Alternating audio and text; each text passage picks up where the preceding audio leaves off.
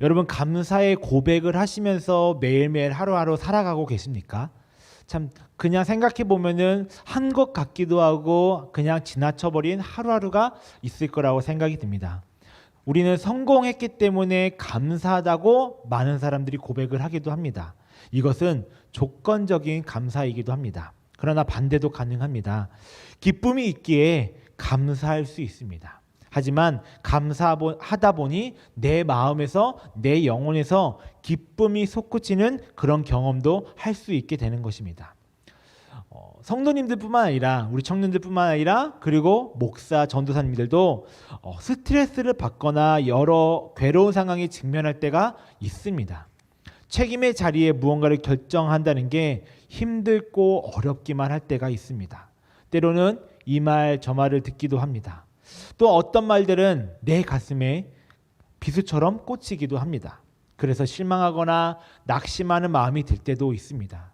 하지만 우리가 삶의 이러한 난관들을 극복해가는 여정을 우리가 기억하셨으면 좋겠습니다. 우리의 인생이 항상 가나안같이 아름다운 곳이었으면 좋겠고 에덴 동산같이 기쁜 곳이었으면 좋겠지만 우리의 인생은 대부분은 광야 같은 생활을 하고 있는 우리의 삶을 돌아봤으면 좋겠습니다. 그렇기 때문에 어떻게 그 상황과 시련을 이겨나가야 할지가 우리 가운데 고민이고 또 고민을 붙잡고 기도해야 한다는 것입니다.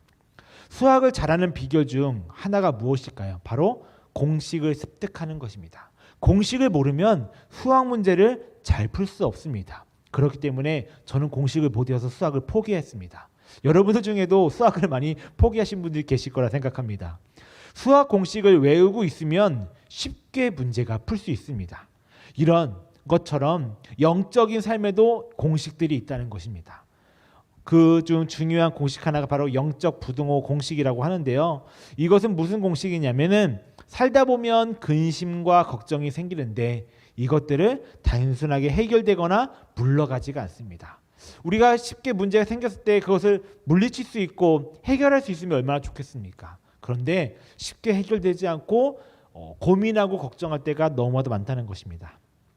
효과적인 방법이 하나 있다면 그 근심과 걱정보다 더 큰 기쁨이 우리 안에 있으면 근심이 사라지기 시작한다는 것입니다. 그리고 그것이 더 앞으로 나아가 감사할 수 있게 된다는 것입니다. 스트레스 역시 쉽게 풀어지지가 않습니다. 그렇기 때문에 많은 목사님들 중에서도 이 스트레스 때문에 병을 얻으시는 분들이 계시고 그 병으로 인하여서 일찍 돌아가시는 분들도 꽤 많다는 것입니다. 그러나 이 스트레스보다 더 큰 평안이 우리 가운데 있으면 스트레스가 그 힘을 발휘할 수가 없습니다. 우리의 육체를 지배할 수 없다는 것입니다. 때때로 우리에게 억울함이 왜 없겠습니까? 또 불평불만이 왜 없겠습니까? 그러나 그 모든 것을 품을 수 있는 마음이 우리에게 있다면 분노와 불평과 원망이 우리 안에 틈탈 수가 없게 된다는 것입니다. 그렇다면 구체적으로 어떻게 해야 우리 안에 기쁨과 감사가 생길 수 있을까요? 어떻게 내 마음의 평안이 깃들 수 있고 그리고 넘쳐날 수 있을까요? 어떻게 해야 우리가 포용할 줄 아는 따뜻한 마음이 생기게 되는 것일까요? 단연코 말씀드리는데 그것은 바로 감사를 우리가 해야 할 때 그것이 생긴다는 것입니다. 감사할 때 우리 안에 기쁨과 평안이 우리 마음에 찾아오게 됩니다. 내 마음에 감사가 생기면 누구도 우리를 함부로 할 수 없습니다. 나를 함부로 어떻게 할 수 없습니다. 감사는 우리의 삶의 행복을 만듭니다. 왜냐하면 감사하는 사람은 인생을 낙관적으로 보기 때문입니다. 한 가지 제 얘기를 한다면은 주중에 제가 어떤 한 사람한테 침뱉음을 받았어요. 조금 정신적으로 문제가 있으신 분이 오셨었는데 그분하고 여러 가지 대화를 하다가 그분이 결국은 자기 얘기에 대해서 자기가 듣고 싶은 얘기를 안 하니 제가 자꾸 안 하니까는 화가 나가지고 욕을 하면서 결국은 저한테 얼굴에다 침을 뱉었어요. 근데 저의 옛날 모습, 예수님을 만나기 전 그리고 예수님을 만나고 나서 얼마 되지 않았던 저의 모습이었으면은 그 사람을 어떻게 했을까요? 아마 때렸거나 아니면은 넘어뜨렸을 수도 있어요. 그런데 제가 웃으면서 그냥 사무실로 가시라고 하고 제가 사무실로 들어와서 그냥 웃었어요. 그리고 우리 함께 있던 사역자들에게 감사하다. 이제 제 안에 믿음의 스토리가 또 하나 생겼어요. 간질거리가 또 하나 생겼어요. 라고 제가 고백을 하게 됐습니다. 얼마나 감사한지 모릅니다. 제 모습이 예전의 옛 모습이 드러나지 않고 많이 죽었구나. 천영철 너가 이제 많이 조금 성숙해졌구나 라는 것을 제가 발견했을 때 얼마나 감사한지 몰랐습니다. 예수를 믿는 사람들은 낙관적으로 궁극적으로 낙관주의자들입니다. 현실을 뛰어넘는 하나님이 우리와 함께 하시기 때문입니다. 또 하나는 하나님이 내 인생에 계심을 알고 있기 때문입니다. 이 사실을 우리가 알고 믿음으로 고백하고 있기에 우리의 삶 가운데 불평할 수 있고 원망할 수 있고 화날 수 있는 상황에서 감사의 고백을 드릴 수 있게 된다는 것입니다. 또한 감사는 우리 안에 기쁨을 선사해 줍니다. 감사는 또한 우리의 마음과 몸도 건강하게 치유하게도 해줍니다. 그러므로 인생에서 기적을 경험하기 원하신다면 감사를 알 줄 아는 사람이 되시길 바랍니다. 매 순간순간마다 큰 것만이 감사하는 것이 아니라 정말 작은 것, 내가 매일매일 경험하는 그런 작은 것까지도 감사하시기를 바랍니다. 하나님께서 이미 우리에게 감사하는 방법들을 가르쳐 주셨습니다. 또한 우리에게 수많은 감사의 내용을 허락해 주셨습니다. 자고 일어나는 그 순간부터 건강하게 일어난 것부터 아침을 준비해서 내가 학교를 가든 직장을 가든 무엇을 할 수 있다는 것 자체가 감사한 내용 아닐까요? 우리는 눈을 뜨는 그 순간부터 자고 있는 그 순간까지 감사할 것이 수천 가지 수만 가지가 하루 동안 있을 수 있습니다. 여러분, 우리에게 생명을 주셨고 새 희망을 매일같이 주셨고 기쁨을 주셔서 우리로 하여금 감사의 노래를 하게 하시는 분이 우리 하나님이심을 기억하시길 바랍니다. 때때로 우리는 내게 허락된 것들만 감사하고 당연시 여길 때가 있다는 것입니다. 내게 주신 것들을 내 욕만, 내 욕심 안에 가두고 내게 없는 것에 대해서는 불평하는 경우가 많습니다. 하나님, 저 사람은 차가 있는데 왜 저에게는 차를 안 주십니까? 저 사람은 왜 로또가 되는데 왜 저는 그렇게 오랜 생을 로또를 했는데 로또가 안 됩니까? 왜 저 사람은 되는데 저는 안 됩니까? 우리에게 이런 불평이 생길 수 있습니다. 이는 감사를 받을 준비가 아직 안 되어 있다는 모습입니다. 하나님은 수많은 것들을 우리에게 허락하여 주셨는데 우리는 우리의 입술은 감사의 고백이 아니라 불평과 불만을 내비치고 있다는 것입니다. 그렇다면 우리가 이런 사실을 언제 깨닫게 될까요? 내가 붙잡고 있는 것들을 내려놓게 될 때, 내게 있던 것들이 사라져 버릴 때 비로소 우리가 깨닫게 된다는 것입니다. 내 욕망의 자리가 비워질 때, 내 욕심의 자리가 비워지고 성숙해질 때 하나님이 그 자리에 들어오실 수 있고 성령님께서 임재해 주실 수 있고 그때 우리의 인생에 말씀해 주실 수 있다는 것입니다. 오늘 말씀에 나오는 야곱의 인생이 딱 이 모습과 같습니다.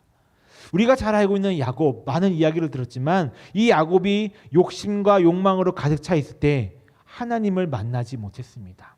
자기의 욕심대로 자기의 이익을 위하여 자기의 유익을 위하여만 살아가던 사람이었습니다. 그래서 형제를 속이고 아버지를 속였습니다. 그런데 하나님이 그가 꽉 붙잡고 있던 것들을 잃어버리게 하셨습니다. 모든 것을 잃어버린 그 상실자가 된 야곱. 바로 그때 야곱이 하나님을 만나게 되었습니다. 우리가 우리의 것을 꽉 붙잡고 있을 때는 하나님의 음성을 절대 들을 수 없습니다. 하나님을 만날 수가 없습니다. 그러나 오늘 이 말씀에 있는 야곱처럼 우리가 꽉 붙잡고 있던 것들을 내려놓게 될 때, 손에서 놓게 될 때 그때 하나님의 음성이 들리게 될 것입니다. 돌을 베개 삼고 하늘을 천장 삼으며 두려움에 떨고 있던 그가 하나님을 만나게 됩니다. 그에게 하나님이 찾아오신 것입니다. 당시 야곱의 이야기가 이렇게 기록되어 있습니다. 야곱이 잠이 깨어 이르되 여호와께서 과연 여기 계시거늘 내가 알지 못하였도다. 언제나 하나님은 우리와 함께 하십니다. 야곱도 그 전에 하나님은 항상 함께 계셨지만 이제서야 하나님이 여기 나와 계시다는 것을 알게 됩니다. 야곱이 자기 생각에게만 사로잡혀 있을 때는 하나님을 만나지 못했습니다. 그래서 그는 아버지의 신앙, 어머니의 신앙에만 머물러 있었습니다. 그 부모님의 신앙의 테두리 안에만 있었습니다. 그리하여 어린아이와 같은 성숙된 신앙이 되지 못했습니다. 자기 자신의 신앙을 형성하지 못한 것입니다. 그런데 모든 것을 잃어버렸을 때, 모든 것을 내려놓았을 때 하나님을 알게 되고 하나님을 만나게 되고 이제 어른의 성숙된 믿음의 신앙이 커지게 되는 것입니다. 여호와 하나님이 아브라함의 하나님, 이삭의 하나님이었던 것처럼 이제는 야곱 자신의 하나님이심을 깨닫게 되는 순간입니다. 우리 인생도 하나님께서 동행해 주시는 여정임을 기억하시길 바랍니다. 우리가 하나님을 주님으로 고백하고 우리 마음 가운데 하나님을 모시게 되는 그 순간부터 하나님은 우리와 언제나 함께 해주십니다. 여러분들이 하나님을 기억하지 못하든 하나님과 멀어졌다고 생각하게 될 때, 또한 내가 죄를 짓고 있을 때도 하나님은 그래도 여전히 저와 여러분들과 함께하고 계심을 잃어버리지 마시길 바랍니다. 그런데 우리가 몰랐을 뿐입니다. 야곱도 몰랐습니다. 여러분, 야곱의 베델 체험을 우리는 어디서 경험을 해야 될까요? 우리가 바로 우리를 구원해 주시고 죽으신 그 예수님을 통해서 경험해야 합니다. 하나님, 내가 죄인입니다. 저로 하여금 예수님을 믿게 하셨습니다. 하나님을 더욱더 사랑하게 해주십시오. 이제 예수님께서 내 속에 모든 절망과 아픔을 받으신다는 것을 이제 압니다. 예수님을 통해 내가 기쁨을 회복되기를 원합니다. 예수님을 통해 내가 하나님을 더욱더 알아가고 하나님을 사랑하는 사람이 되기를 소망합니다. 내가 하나님의 자녀, 하나님의 아들, 하나님의 딸이 되기를 원합니다. 우리가 이렇게 고백하면서 하나님 앞에 그리스도 안에서 설 수 있게 되는 것입니다. 오늘 말씀 야곱도 마찬가지였습니다. 그가 모든 것을 잃었을 때입니다. 갖고 있을 때는 전혀 하나님이 눈에 들어오지 못했습니다. 성경을 보면 야곱이 이전까지 하나님과 관련된 이야기가 나오지 않습니다. 다 형과 아버지와 관련된 이야기들만 나옵니다. 그가 도망자, 방랑자, 패배자, 그것이 그의 신분이 되었습니다. 모든 것을 상실하게 되었을 때 그에게 환상이 임합니다. 오늘 내용 본문 중에 앞에 보면은 12절에 이렇게 나와 있습니다. 꿈에 본즉 사닥다리가 땅 위에 서 있는데 그 꼭대기가 하늘에 닿았고 또 본즉 하나님의 사자들이 그 위에서 오르락 내리락 하고 있다. 자신의 삶이 하나님과 단절되어 있었다고 생각을 해왔는데 그것이 아니라는 사실을 깨닫게 되는 장면입니다. 하늘에서부터 땅까지 사다리가 이어지는데 거기에 천사들이 오르락 내리락 하고 있다는 것입니다.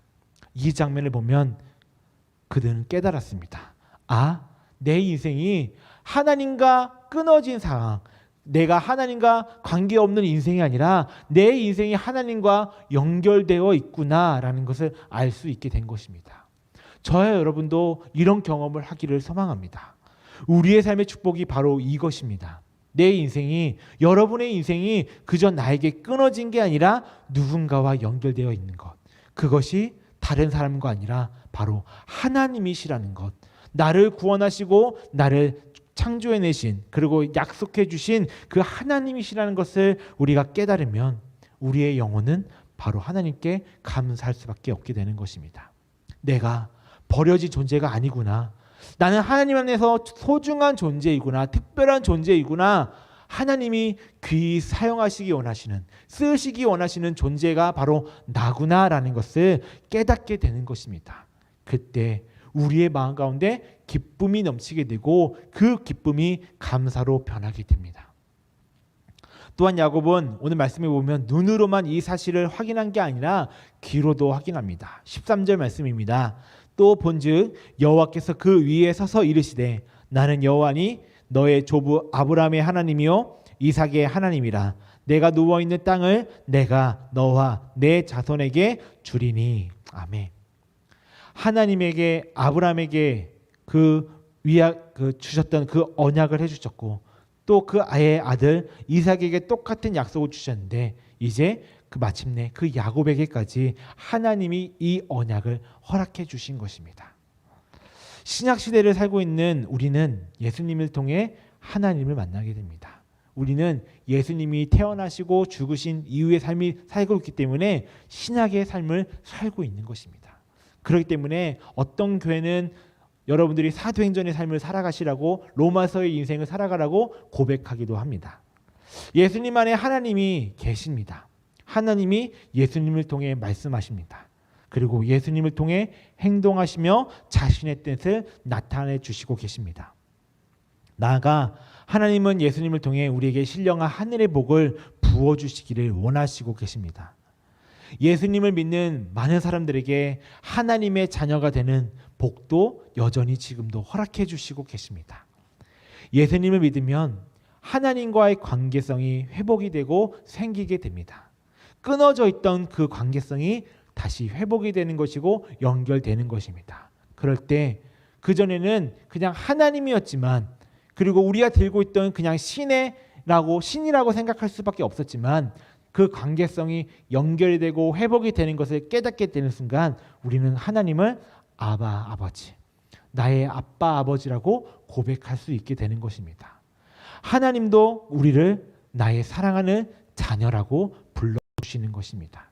그러므로 우리는 예수님을 통해 이미 하나님의 사람이 되었음을 믿으시고 기억하시길 바랍니다. 마태복음의 11장에 보면은 예수님께서 이런 말씀을 하십니다. 수고하고 무거운 짐진 자들아 다 내게로 오라, 내가 너희를 쉬게 하리라. 이런 말씀을 하신 분이 이 땅 가운데 또 누가 있을까요? 하지만 이 말씀을 깨닫게 되는 건 내 인생이 정말 지치고 힘들 때 많은 사람들이, 또한 우리가 알고 있는 성경의 인물들이나 그리고 여러 가지 신앙의 선배들의 이야기를 보면은 이 말씀을 통해 위로를 받고 하나님을 만나는 경우가 있었습니다. 내 인생에 무거운 짐이 있고 사는 것이 힘들 때, 내 뜻대로 풀리지가 않을 때, 내가 계획한 대로 나아서지 못할 때 예수님 안에 나타난 그 하나님의 비밀을 우리는 깨달을 수 있게 되는 것입니다. 예수님이 하나님의 계시라는 것도 그제서야 우리가 믿게 되는 것입니다. 예수님은 말씀을 보면은, 신약을 보면은 안식일의 정신을 회복하려고 애쓰셨습니다. 여러분들, 안식이란 무엇일까요? 안식이란 무슨 날입니까? 쉼의 날, 평안의 날입니다. 그러나 그 당시 예수님 당시 종교 지도자들은 그 율법주의에 빠져 있어서 그 안식일의 법을 준수하는 데만 목숨을 다했고 뜻을 다했습니다. 안식일의 법으로 그것을 사람들을 얽매였고 그리고 협박도 했습니다. 안식일을 왜 안 지키느냐? 너는 하나님을 사랑하지 않는 사람이구나 하며 사람들을 억압하고 핍박했습니다. 그러나 예수님은 그와 반대되셨습니다. 안식일에 죄를 용서해 주셨습니다. 안식일에 병 때문에 아파하시는 사람들을 치유해 주셨습니다. 안식일에 몸도 쉬고 영혼도 쉬면서 하나님께서 주신 평안을 누리는 날이라고 선언해 주시고 계십니다. 그렇기 때문에 우리는 주님 앞에 나오면서 무엇이든지 고백할 수 있고 내려놓을 수 있고 털어놓을 수 있는 것입니다. 다른 사람에게는 얘기할 수 없는 것을 십자가 앞에 나왔을 때, 주님 앞에 나왔을 때, 예배의 자리로 나왔을 때는 우리가 고백할 수 있게 되는 것입니다. 하나님, 내가 여기 있습니다. 내가 그동안 무엇으로 인해 억눌려 있었습니다. 죄로 인해, 그리고 내가 가지고 있던 그런 것들에 의해서 내 안에 죄책감이 있습니다. 내 모습을 내가 잘 압니다. 나는 죄인입니다. 나의 못난 모습, 나의 탐욕스러운 모습, 정욕에 찌든 모습, 이기심, 교만, 욕심, 질투, 이 모든 것을 주님 앞에 내려놓습니다. 이 모든 것에 나를 해방시켜 주시옵소서. 근심과 걱정이 나를 억누르고 있으니 하나님의 평안을 내게 허락하여 주시옵소서. 이렇게 고백하면서 여러분들 하나님한테 모든 것을 맡겨보시길 바랍니다. 또한 우리는 기도하면서 알 수 있게 됩니다. 왜 주님이 달려 돌아가셨는지, 왜 고난을 당하셨는지, 우리의 짐을 짊어지셨는지, 십자가 속에 우리의 모든 제약이 있는 것을 발견할 수 있게 되는 것입니다. 우리의 짐, 우리의 요심, 우리의 신음, 우리의 탄식, 고통과 질병, 모든 것이 십자가 안에 있게 되는 것입니다. 주님이 그것을 대신 짊어지셨습니다. 그리고 사흘 만에 부활하시면서 우리에게 새 생명을 허락해 주셨고 자유와 감사의 은총을 우리에게 허락해 주셨습니다. 사랑하는 여러분, 이 사실을 우리가 빨리 깨닫게 될수록 우리에게 하나님의 축복과 은혜가 넘쳐나게 됩니다. 감사가 충만한 분들은 이런 고백을 할 수 있게 되는 것입니다. 제가 많은 것을 가지고 있을 때는 감사는 했어도 형식적일 때가 많았습니다. 그러나 모든 것을 잃고 나서 하나하나가 얼마나 소중하고 감사한 것인지 진심으로 깨닫게 되었습니다. 주님, 감사합니다. 저 역시 인생의 마지막 순간에 무슨 말을 하게 될까 이번 한 주 동안 좀 많이 고민해 봤던 것 같습니다. 우리가 담임 목사님의 얼마 전에 설교를 통해서 공사 마무리되었습니다라는 그 말씀을 통해서 목사님의 사모님의 이야기를 예화를 들은 적이 있었습니다. 그동안 참고 기다려 주셔서 감사합니다라는 비석에 있는 그 묘비를 봤었는데 담임 목사님 지난주 토요일 날 갔다 오고 또 이태원 그 사건을 통하고 또 한 주 동안 여러 가지 뉴스를 치면서 과연 내 인생의 마지막에는 어떤 말을 남겨야 될까? 그전에는 저는 제가 하고 싶었던 말이 있었는데 좀 많이 돌아보게 되었습니다. 여러분, 지난 한 주 동안 뉴스들을 보면서 어떤 생각들을 하셨습니까? 마지막 순간에 마지막으로 내 자녀, 내 가족들, 내 친구들 아니면은 비성명에 무엇이라고 적어야 할까 고민해 보셨습니까? 수많은 말들이 있겠지만 이런 말은 어떨까라는 생각이 들었습니다. 감사합니다. 여기까지 인도해 주신 하나님께 감사하고 또한 이제 주님 앞에 서겠다고 고백하는 그 감사의 고백이 참 우리에게 그리고 우리가 죽은 뒤에 찾아오는 내 자녀들 그리고 가족들에게 어떤 메시지를 전할 수 있을까라는 생각을 하게 되었습니다. 장신대에 계시는 홍인종 교수님이라는 분이 계시는데 그분이 감사의 노래를 작사했다고 합니다. 가사 내용을 보면 되게 유치하고 저게 무슨 작사야 라고 생각할 수 있겠지만 가사의 내용은 다음과 같습니다.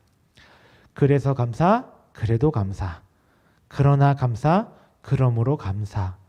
그렇지만 감사, 그럼에도 감사. 그러니까 감사, 아주 그냥 감사. 그리 하실지라도 감사, 그리 아니하실지라도 감사. 그럼에도 불구하고 감사, 이래도 저래도 감사, 매일매일 감사, 항상 감사, 쉬지 말고 감사, 범사에 감사. 이거를 의미랑 같이 붙여 놓는다고 생각해 보시기 바랍니다. 굉장히 유치할 수 있지만은 정말 감사할 수 있는 모든 내용들이 다 들어 있는 것 같습니다. 여러분, 저와 여러분의 우리의 삶은 어떻습니까? 이렇게 감사를 매 순간순간마다 하고 계십니까? 아니면 불평과 불만을 더 많이 하고 계십니까? 오늘 말씀에 나오는 야곱은 선하신 그 하나님을 만났습니다. 드디어 만났습니다. 우리는 어떻게 해야 할까요? 우리 역시 선하신 예수 그리스도를 만났으면 그분을 믿고 있습니다. 하나님을 만난 야곱은 다음과 같이 약속합니다. 우리 찬양팀 준비해 주시기 바랍니다.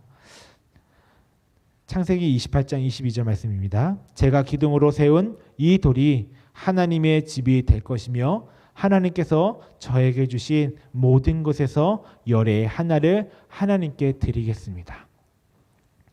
이후 야곱은 하나님을 만나고 난 뒤 하나님은 이제 하나님을 예배하는 예배자가 되었습니다. 동시에 하나님께서 주신 모든 것 중에 10분의 1을 하나님께 드리겠다고 약속하고 있습니다. 10의 1조란 바로 감사의 고백입니다. 하나님, 내 인생이 다 하나님의 것입니다. 하나님께서 이 모든 것을 나에게 주셨습니다. 하나님만 영광 받으시고 감사를 받아 주시옵소서. 이것이 11조의 그리고 고백이고 감사의 고백이라는 것입니다.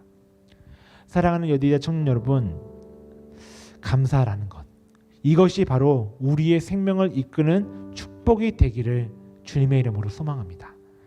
감사하는 사람에게 하늘의 기쁨과 영원한 축복이 임한다는 것을 믿고 고백하시기를 바랍니다. 매 순간순간마다 11월 한 달 동안 한번 고백해 보셨으면 좋겠습니다. 정말 그때 여러분들이 그 한 달 이후에 여러분들의 신앙의 모습이 아마 크게는 아니더라도 조금이라도 성숙해져 있다는 것을 발견할 수 있게 될 것입니다. 그래서 감사가 우리의 삶을 가득 채우기를, 또 감사로 충만한 하나님의 귀한 하나님의 아들, 하나님의 딸들이 되시기를 주님의 이름으로 부탁을 드리고 축복합니다.